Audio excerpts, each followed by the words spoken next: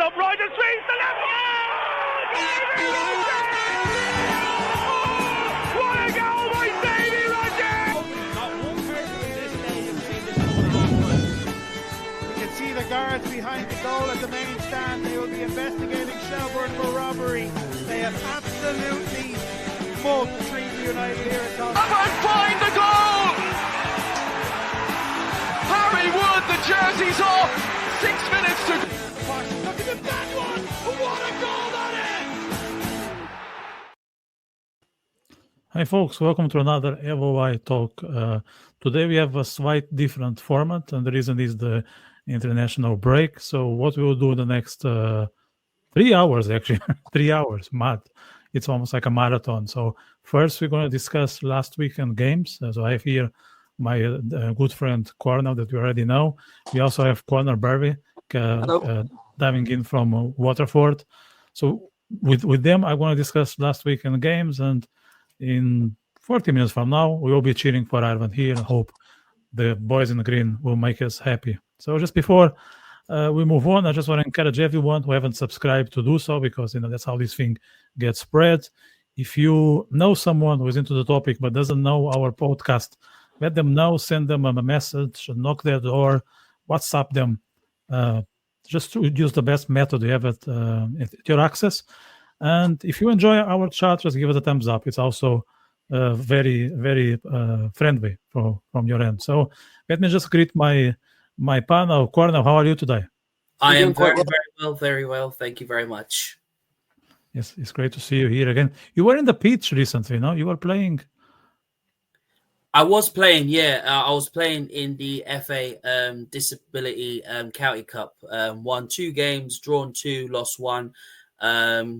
Did very well at the back. I play as a centre back at the back for my for Lincoln United Disability team, and obviously we came a little bit short in getting into the semi-finals, but my team gave it a very good goal, and then in the league, my team is top of the table, so we're working very, very hard to win the winter League One title.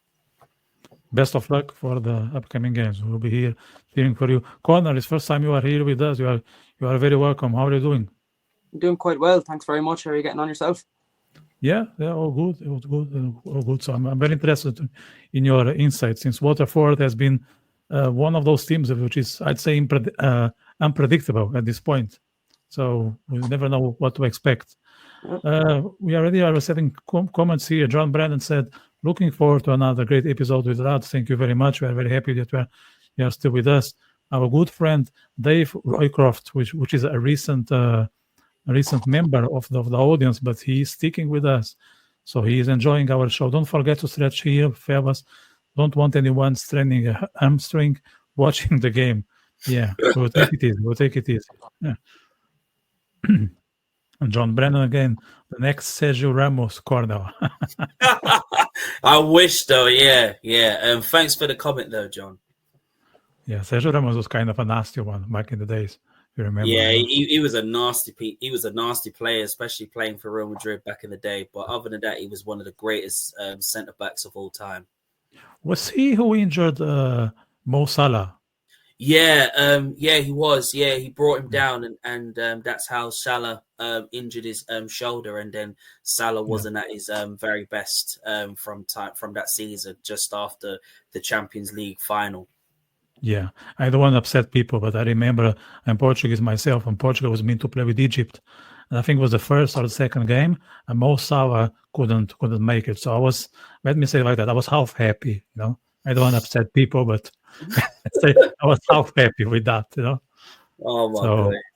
Yeah. Okay, let's go through the games here. Which result I was also half happy about it. Shelbourne won, Cork won. How did you see that game, Cornell? This game obviously was an interesting game because both teams wants to get back to their very best. Shelbourne wanted to respond after losing their game last week. Cork City came in obviously with the chance to get back to winning ways, despite that Damien Duff said that there was a bug going around the camp, but obviously he got on with it and he put out his best team that he could. But Cork City struck first, and this is why I said that Cork City will be favourites to around the European places. But for me, Rory Keating does what he always does, realistically, and scores goals. And this is why, I mean, obviously there was no Sean Maguire in the team, which is not very good for Cork City, but they managed to get Keating on the ball and he managed to score first. And then sooner you know it, Shelburne equalizes and the game is drawn and both teams take a point. But yeah, it was a brilliant game to watch. And obviously I know the officials didn't really play their part, didn't really help, really, to be fair. But look, both teams get a point and they can go into the next game doing well in the new season. Yeah, 100%. I was actually at Toka Park myself, and even when Cork was winning, I told my friend who is a Shells fan that we are not going to bring the 3 points back to Cork. I know this team, they get really anxious when they are on the lead, and at least we will equalize. And it's a pity that I didn't bet because I would have won. But 1-1, as you said, Cornell, it's not a bad result for any of the teams. How did you watch it as a Waterford fan, Connor? Well, obviously hearing that Shelburne had, a stomach bug rage through the camp, Cork, that definitely, helped in terms of kind of the mindset in the camp in the days prior. But for both teams to pull out with a point, I think Shelburne will be quite disappointed. And, Cork, nothing more they can really ask for at the start. They've had a win, a draw, and 3 losses so far. Hasn't been the ideal start, but you can't really fault them. They're a new team. Sean Maguire, went down versus Waterford and left his pitch injured. So in that sense, they've lost, one of their danger men up top. So, coming out with a point, I think that's the best City could have asked for. But Shelburne and Duff are definitely disappointed in that result because they definitely felt they could have pulled out 3 points. Yeah, that's exactly what I was thinking. Because, let's say if you are the champions and you are welcoming in your own ground a team who just came up from the first division, and you don't dominate, you don't control the whole game, you are half happy with the draw. That's not what we would expect from a champion, no? Well, you'd expect them to, come out on top, really, as, champions. You'd expect them to really run riot this year, especially, they made some great signings in the off-season, preparing for Champions League football. But with the circumstances of a bug in the camp, you've lost a couple of key players. So it's a pretty struck-down squad. You can't really do much with that. But in that circumstance, I think a draw was probably the most expected result out of that game. Yeah, talking of the officials, Cornell, few comments here. They've mentioning brutal officiating, especially in the first half. Also from Cork, who is a massive Cork City fan. Cork City had 3 yellow cards. I watched the first one in real time and on replays. Even John, who is not a Cork City fan himself, is acknowledging that Cork seem to be getting awfully hard done by with officials so far with this season. So it seems that people are echoing your comments, Cornell. It's really happening. Yeah, I think basically the officials haven't really been that nice towards Cork City, and yeah, as John's put in the comments that that Cork's being seemed to be getting undone by the referees and the officials, and decisions are not going their way. So I think it's quite upsetting to see that. But I think one thing for sure is that Cork City can be proud that they got a point, really. Dave is adding, Cork needs to close out those games when they are winning. It feels like they lack the killer instinct and they get conservative when they have a lead. That's exactly what I was referring to a couple of minutes ago. And an interesting note from John Brennan saying that if Cork is still collecting points without Maguire or Sullivan, there will be no fear of them of facing a drop. Interesting remark, yeah. Okay, so what else we have here on the list? Oh, Galway defeated Waterford 1-0. That were you expecting that, Connor, given that Galway are very impressive, or were you thinking that Waterford could come back at least with a draw? I was realistically expecting that Galway United have been on a very, very strong performance this season. Obviously, questions will be asked: can they carry on the good form that they've been showing? And when you've got Moses Dyer up front who's causing problems, absolutely brilliant strikers, it's signing for them. And honestly, I think the way that their manager has got them set up is fantastic, and the winning mentality of Galway United is fantastic to watch. And for them to beat Waterford, who are realistically underdogs, and I still favour them to be favourites for the European places come from now to the end of the season, I think that Galway United were deserving winners. Not saying that Waterford were not unlucky not to get a point or not to go and get a win, but the way that Galway United has been playing this season and the way that they've performed this season is showing that they are really determined than ever to get into that European spots from now to the end of the season. I'm very keen to hear your thoughts since we're a Waterford fan, Connor. Well, to start off, since I think 2022 in the playoffs, we haven't actually got a result against Galway, draw or a victory. Galway always seem to run winners, and last Friday night was no different in sense of a Borden header at the 80th minute, the far post. We seem to just be a bit too weak off set pieces, especially corner kicks. I don't think we have that proper man marking setting in the box. From free kicks, I think we're a bit better. But from the corner kicks, it seems we're just letting a man or two too empty in the centre of the box, which leaves the opponent with an easy header, as we've seen on Friday night. So it was a good performance all around. It was a very good match in the sense of it was a tight result. The result really could have gone either way. Watford, I think, were on top in possession, shots on target. But it was more that Galway seemed to just be able to finish their shots much easier. They seem to just be able to crack through our defence. We're playing a 5-back, which personally, I just don't think is working. From the wing-back to the full-back, there's just too much space in between. And I don't think Heat Long has addressed that in training.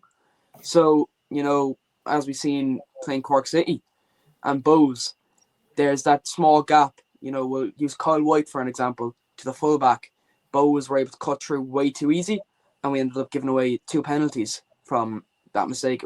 They're both fairly similar from the same kind of run. So I think Keith Long over this international break really needs to look at how his squad is made, his formations, and how he's going to change that so we don't have the exact same problem every single time. But all in all, that Galway result, it was kind of expected, but it is still frustrating not to come away with at least a draw. Now, one result that I think surprised most of us, not because Rovers have a bad squad, but Drogheda has been doing pretty well since the beginning of the season. We all know how hard it is to play in their ground, and Shamrock, based on the tradition, they were not that happy over the last few years, but this time they were. How did you watch it? I will keep the ball with Connor for now. Well, I seen highlights, but I didn't see too much of them. I think Rovers were fairly good for, the sense they've had a fairly rocky start to their season, losing to Sligo just the other week. But, an Ed McGinty penalty save in, I think, the 95th minute was definitely, something that'll keep the energy within that squad going. It's definitely, Drogheda have had a brilliant start to the season. There's no doubt about that. They've invested well over the winter break. They know they have Europe on their hands this year, so they're going to be wanting to push towards the top half of the table compared to last year. So, I thought Drogheda maybe could have pulled a draw out of this because, Rovers, I've heard Rovers fans say Drogheda is their dodgy team. They seem to always, not pull off the results they want. I know it's always against Drogheda. So it just seems that, Friday night they completely outperformed them, in my opinion. People can, debate otherwise. But from what I've seen, Rovers were definitely on top. Unlucky not to get the draw, especially with the penalty save. But all in all, it was a great game. And, Rovers, they came out on top 2-1. That's 2 wins and 2 draws start of the season. So not too bad, but not great for their standard. I remember, Cornell, from our last chat that none of us were expecting Rovers to win, but they did. Yeah, they did. I expected that Drogheda would win this game and come out with a draw or come out with a win. Honestly, Drogheda obviously scoring first. Drogheda are the underdogs and they're obviously pushing for Europe and they want to finish as high as they can this season. And when you've got Drogheda United's players on form, it's very, very difficult to really to decipher. But Shamrock Rovers, obviously, they're starting to get back their form now. When you've got informed players like Danny Grant in there, you've got Matt Healy, that's really been an absolute impact of a signing since signing for Shamrock Rovers. And then you've got best passers like Dylan Watts in there. It is very, very difficult. And to go to Drogheda's ground is very, very difficult. And there has been some big teams in the League of Ireland from seasons downwards that realistically have gone to Drogheda's ground and either got a draw or they've lost. But that is how Drogheda United are. They are the underdogs. They are a team that will never back down. No matter if you put a big team in front of them, they will always give you a hard game. And let's be real here. Drogheda gave them a very, very hard game. And, honestly, you got to give credit to Drogheda that they really gave heart and soul and effort into their game. But Shamrock Rovers showed the quality that they are, and that's the reason why they are favourites to go on and try and win their 5th consecutive League of Ireland title. Okay, before I move to the next game, I just want to tell people the chat box is open. If they have any comment, any query, just throw it there. We are happy to pick it and make it part of the conversation. St. Patrick's 3, Bohemians 0. Both are under pressure. I think the manager won't last more than, I'd say, if he is still the manager when we get to Easter, he'll be lucky. Cornell, your thought? My thoughts on this is I'm just disappointed in Bohemians as a team and their manager Aaron Reynolds. What I don't understand is when they bought Mose into their Bows team, and I saw that and I was like, am I seeing things? Like, I could understand where Bohemian fans are realistically going with this. They're thinking, well, okay, Mose is going to really score them goals and get them up and get them to try and challenge for European places. But all this hype around Mose, I think some Bohemians fans has to be a bit realistic and think, is he going to be the striker that's going to score goals? Yes, we could wait until the season goes all along, and then we could see the very best of Mose. But when you've got Colin Whelan in this team that is pushing out Mose at the team, you're thinking, I think Whelan is more going to get goals than Mose. So for me personally, I wasn't surprised. 4 defeats. That is not good of Bohemians. You look at this team, you look at their lineup. They put some certain players in certain positions, and I'm thinking, well, why has he put that midfielder at the back? Why has he done this? Why has he not played Mose up front instead of playing Whelan? Whelan is obviously the only one that's scoring goals. Yes, Pearson, fantastic signing. Lacey, fantastic signing at the back. I mean, maybe Lacey could have played, but I think for me, if this form carries on and they carry on losing their games, questions are going to be asked of Bohemians. As for St. Patrick's, I can't put it past them. That is the reason why they are second. When you've got informed players like Aidan McKenna, who scored 5 goals this season, had 9 of the most shots on target, then you're in serious trouble. when you've got players, a front three like a front four, like Zebedee, when you've got Jake Mulaney who's bossing it, you've got Aidan McKenna, it is difficult to handle. Yes, Lennon's not in their team due to injury, but they've found ways. Stephen Kenny has found ways to make sure that they can get the job done. Obviously, brilliant goals again. Zebedee, fantastic signing. Since he's come to St. Patrick's, everything has been brilliant about this team, and that is the reason why they are favourites for the League of Ireland title. And I do expect them to go on and challenge and go on and win it. Bohemians, if they can't get their performance right and they can't get any wins on the trot, I think bad serious questions will be asked of Alan Reynolds and the players. Are they good enough to really compete for a European place this new season? Talking of questions, it seems that John is teasing you in the comment sections. I can see what John is trying to do. Well,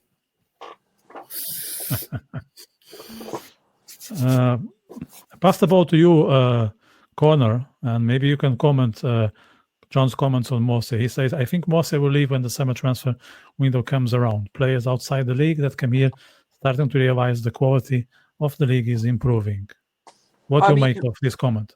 I mean, yeah, definitely. You know, Mosse, he was hyped up as, you know, obviously coming from Premier League experience with Sheffield and I think Bournemouth.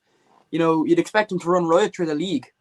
But off these starting, 5-6 games, he hasn't come out, he hasn't appeared, in my opinion. You'd miss him on the pitch. You know, you wouldn't expect him to be of Premier League standard.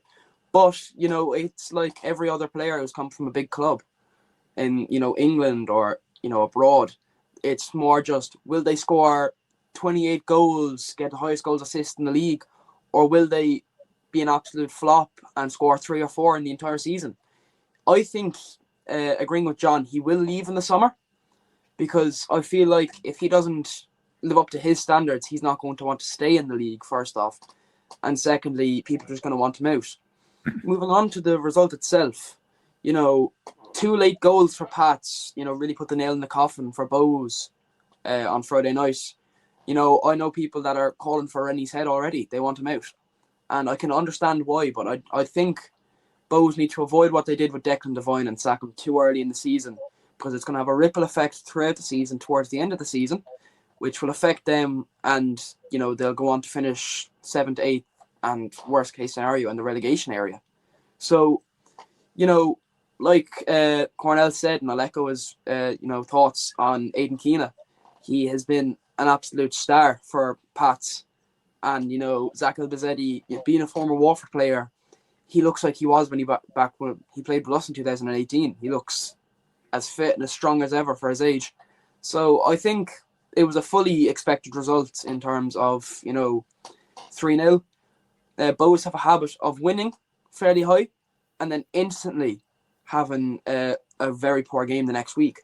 So especially coming up against favourite Pats, it was bound to happen. But, you know, I think Bows will be kicking himself for conceding 3, especially 2 late on and 1 in the 90th minute.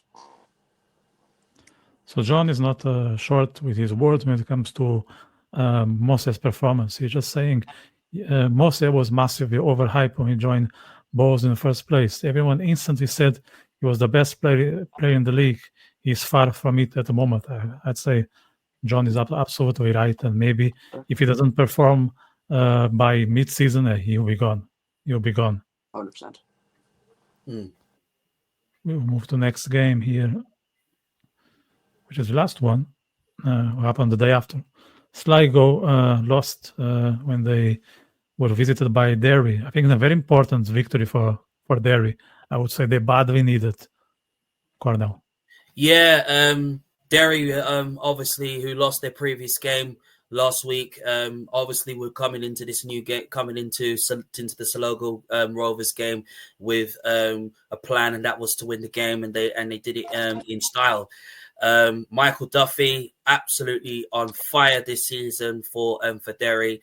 They needed to show up and they needed to show their quality. They needed to show that they can be the team that wants to be favourites for the League of Ireland title and really want to be challenging Shelbourne and to stopping Shelbourne from retaining their League of Ireland title. Derry City obviously have been questioned over the past weeks about bringing in experienced players and buying players that's over 30, and maybe instead of they're obviously looking at young players and bring them in. But Derry City do what they always do, and I think the very best is to come from this team, but they have to keep up the hard performance, determination of performances, and getting back to the best, and they did that. Saloga Rovers, they've shown how fantastic they have been as an underdog side. Yes, they haven't been in the best of form this season. We've seen that because they had to respond. Yes, they've lost key players since the new season started. They've lost Ed McGinty, who's made the move to Shamrock Rovers. They've lost Ellis Chapman, who was their best midfielder last season. And obviously they've brought new faces like Jake Hayes into the fold, Matt Wilfie who's coming, Sam Sargent who's coming in. Hickey has just been absolutely fantastic for them. But Derry, I mean, everyone's talking about Derry and saying, well, are we going to see the very best of Derry? How is Cian Lynch going to get used to managing in the League of Ireland? How is he going to put out his best 11? Is he what formation is he going to play? These are serious questions that obviously Derry has been asked at, but Derry showed up against Saloga Rovers and showed that they can really win, get the 3 points, and now they can move on now. Connor, one of the things that most of us agreed on the last episodes, that Sligo is one of the favorites to be relegated, and I think that result attests our prediction. Would you be on our side, or do you think Sligo has a good chance to be in Premier Division next year? I fully agree. I think they'll be fighting for relegation. I don't think they'll be the automatic relegation spot, but I do think they'll end up being playoffs. With their start this season, 1 win and 4 draws, it definitely shows that they're not up to it. It shows that, they're not really, or I think these stats could be wrong, apologies, but I think it's just they're not up to it. They're not up to the fight of Premier Division football this year. The league is so fast-paced, so tight, you can't predict it. And I think Sligo sat back. They didn't invest great during the winter. I think John Russell, I think, may be gone before Alan Reynolds this year. It might be a bit of a hot take, but I think Sligo have a habit of being on a horrible streak, could lose 3 or 4 games. They win one quite well, and they keep John Russell in because they think he's going to turn it around now, but then they go back on to lose a couple. So I think, personally, Sligo just aren't ready for it. They aren't, up to the task. I think they will be either in the promotion relegation playoffs, or they have the possibility of being rock bottom. It can go either way, but I don't think they'll be top half the table whatsoever. What about Derry's fate, Connor? Do you think they can fight for Europe at the very max, or not even that? I think Saloga Rovers, I think they'll be fighting for relegation this year. I think, obviously, if they can't get results in this season and they can't start winning games, then I think their manager will be questioned, and I think the board, the Saloga Rovers board, will be asking, well, have they got the right manager to really help them? Look, if you look at their defense, it's not very good. They've got the worst defense in the League of Ireland, and you can clearly see that they could be in and around the relegation playoff fight come from the end of the season. But I think they need to get results in, and they need to start getting wins on the board, and I think the players need to start believing in themselves and really try and work together as a team to really push up the table, and instead of fighting for a relegation playoff place. But I think if the losses keep carrying on, then I think the manager's going to go. Okay, before we move to next topic, I just want to ask you, who do you think are the teams that may benefit from this break, and who are the teams that will not be benefiting from this break? Like just a couple of teams on both sides of the coin. Maybe Connor, you can start. Well, I think personally, Watford, we are going to benefit from it if our cards are played right in terms of adjusting tactics and formation. But then again, I'm going out on a limb here. I think Rovers could definitely scrape things back after this break. They've had a poor start.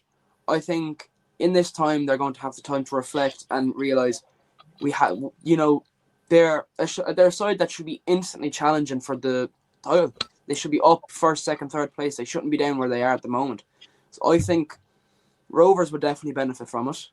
I think after this, Sligo are probably going to suffer even further. I don't think, with this long break, they won't have time to kind of catch up. I think coming towards April, May after this break, it'll really show who's going to come up, be on the top half of the table, who's going to be on the bottom half, really.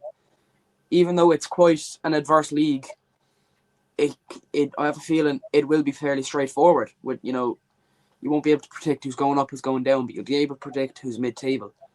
And I think teams like Derry, they'll be at mid-table, and it can go any way this year. But anything can happen, and I think Watford, Rovers, and possibly even Bows may benefit from this international break.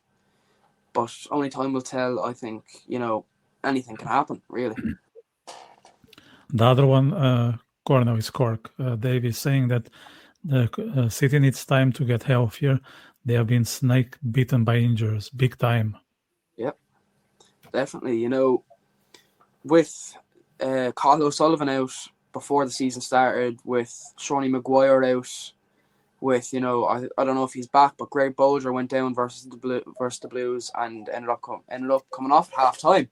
So it can be happening, really. I think that Cork definitely will be. You won't be able to tell as of yet because of how injury ridden they are. Along with St. Pat's, both these teams have suffered countless injuries before the season started, and as we move into the season, players are going down injured.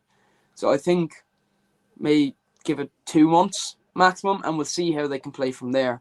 I think, although Cork have had a pretty poor start in terms of going up, and they would have wanted to perform better. Anything can change with O'Sullivan coming back, with Seanie coming back, and with Bolger coming back. So that's really my thoughts on it. From your end, Cornell, any team that may make the most of this pause? I think Sligo Rovers are also a team that I think they can make use of international break. I think they need to sit down as a team and really look at the previous games that they've played and see where they could have gone, where they could have done better, and where they could have won, and how they can get back to winning ways, and how they can really get back to their best. I'll definitely say Bohemians is also one of them. I think obviously since they won against Shamrock Rovers on the first day of the League of Ireland season, then things have just not gone their way. I would like to see Bowles really look at their team, find ways how they can get Mosé playing again to get back to for him to really adapt to playing in the League of Ireland, because playing in the League of Ireland is very, very difficult. It's not easy. It's hard pace, and you've got to really be at your very good, fantastic peak game to really match it. Cork City as well is another team as well that I think that will really benefit from the National League as well. I think obviously they're missing Greg Bolger in their midfield since he went down with an injury. Cathal O'Sullivan, absolutely one 17-year-old young talent that I think will really light up the League of Ireland when he comes back. Sean Maguire, as I said, another goal-scoring machine who can score goals and really make things happen. I think getting him back, I think, will be very, very crucial. But I think also Shamrock Rovers as well. I think they'll benefit from the international league as well. I think they'll definitely get back to their very, very best, as you're already seeing already. Drogheda as well, also another one, even though they've been underdogs this season and they're fighting for Europe. But for me, I think if I had to pick any of the teams that I think that will benefit from the national break, I would definitely say Waterford as well. Because they are an underdog team and they are a fantastic team to watch. And when they start playing football, they are a very, very difficult team to stop, and they always give their 100%. So I think Saloga Rovers will be one, Waterford will be one, and I'll definitely say Bohemians will be ones that needs to benefit from the international break as well. So in 7 minutes, the game is starting. And I want to tell people, don't go anywhere.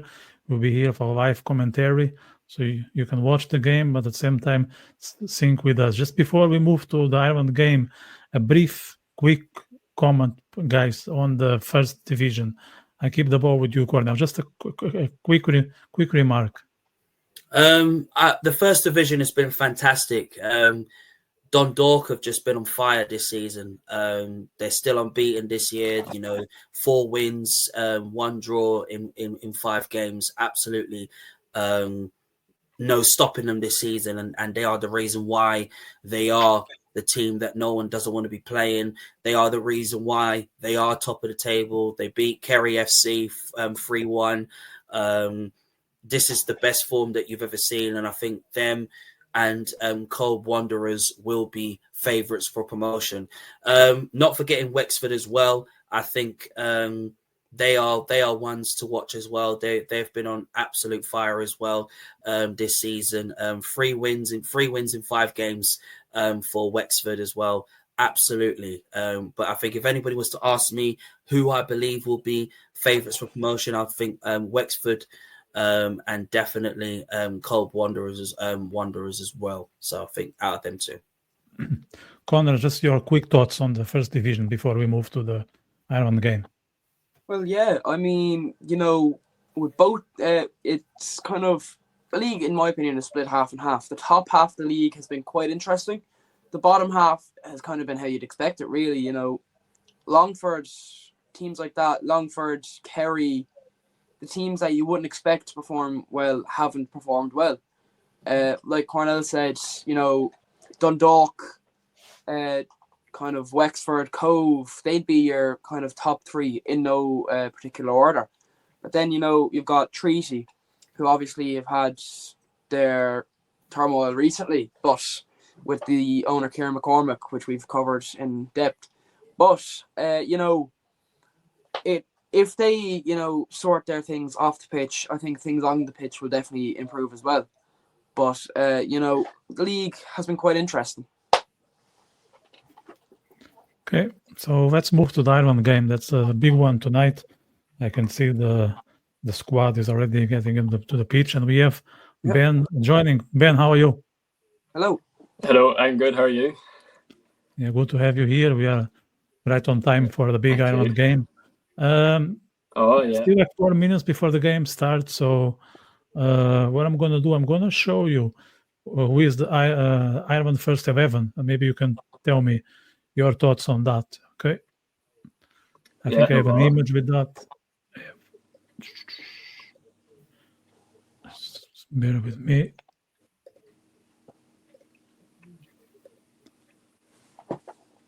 So just one note from my end. I was expecting Evan Ferguson to be on the first 11, but maybe he's injured or there is some surprise. Ben, how do you approach this first 11?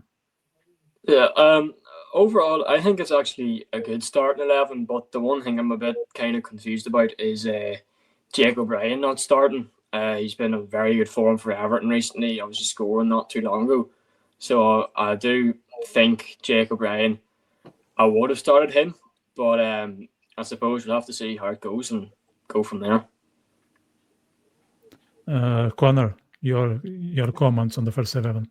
On the first 11, obviously I'm a bit disappointed that O'Brien is not in the starting 11 after his wicked form for Everton in the Premier League. Vitor as well on the bench as well. I'm a bit surprised that he's not starting. Obviously, for me, I think he should be starting. Evan Ferguson as well. I would have loved to see Evan Ferguson and Troy Parrott obviously playing up together up front. Obviously, Sinclair Armstrong on the bench as well. Another one I think I'll be looking forward to seeing. But I would have liked to see O'Shea and O'Brien in that back line, and obviously Adder as well is on the bench. But it'll be very interesting to see how they do against Bulgaria. Kellier in goal, obviously, didn't play very well in the Carabao Cup final against Newcastle, so I'll be very interested to see how he does as well. But I think the key players in this team at the moment, Troy Parrott as well, who's obviously bossing it in the Dutch league. Obviously Dara O'Shea, yes, who's been impressive in the championship, and Finn Harps, and obviously Cullen as well. Interesting about Brady starting, because I did see comments about Brady being in it. Not sure. I probably would have started Vitor ahead of Brady. Obviously for me, but I think the Irish manager, I think Helgeson is just thinking, well, he's going with his gut instinct and seeing how this team goes. And I think if it gets not how it seems, then I think he will change it. But I think he should have started O'Brien at the back for me. Connor, are you confident with the first 11, or do you have any concern? Well, to start off, personally, I'm not really happy to see Matt Doherty back in the squad. I've nothing against him personally, but he's great when he comes to club. But when he puts on that Ireland jersey, he seems to be a completely different player. He seems to just not be able to stay up with the pace of the game, which is quite unfortunate, because in the league standard, he's very good. He is a good player. And, to see Jake O'Brien be snubbed of a spot in the starting 11, Ferguson is 50-50 for me. He is quite good. But then again, I wouldn't be too confident in him with how he's played in the Prem, but you can't really count him off. He's still really young. I would have liked to see Adam Ida in the squad, but, beggars can't be choosers. I think Ida, especially in this kind of game, would definitely be great. But apart from that, I'm very happy with the squad. It seems like a strong squad, but, I'd definitely like to see Jake O'Brien come in, and either Ida or Ferguson come into the 11 as well. Right, so we are approaching kickoff. I'm going to ask you your prediction when it comes to the score. So just a quick comment on that. Ben, you'll be the first, since you're the first telling about the Irish squad. So what's your prediction for the score? I'd probably say 2-0 win for Ireland. It'll be great to bring back over to Dublin for Sunday. I'm going to go for a 2-0 win. I think Ireland will do the job 2-0 with maybe Troy Parrott will get one, and I'd love to see a Nathan Collins header or something like that as well. Cornell, do you share Ben's optimism, or not that positive about the game? Oh, yeah, I share Ben's optimism. I'll definitely say 2-0 Ireland. I think as long as Ireland can get the first goal, then they'll be in the comfort zone. But definitely I'll say 2-0 Ireland. Connor, are you with them? Or Yeah, not much? I'm with them, but I think it's going to be 3-1. I think it's going to be fairly high scoring, but I don't think we'll keep a clean sheet. I think Kelleher, the confidence might all be there, especially after the Carabao Cup final.